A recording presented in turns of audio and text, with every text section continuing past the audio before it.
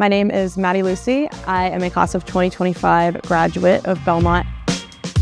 It was my dream to work in the television industry. Quite remember in my room, I was scrolling through YouTube and I ended up finding a student just showing her life around campus. And I was like, oh, that school looks kind of cool. What were you involved in on campus? Oh man, I was involved in so much on campus.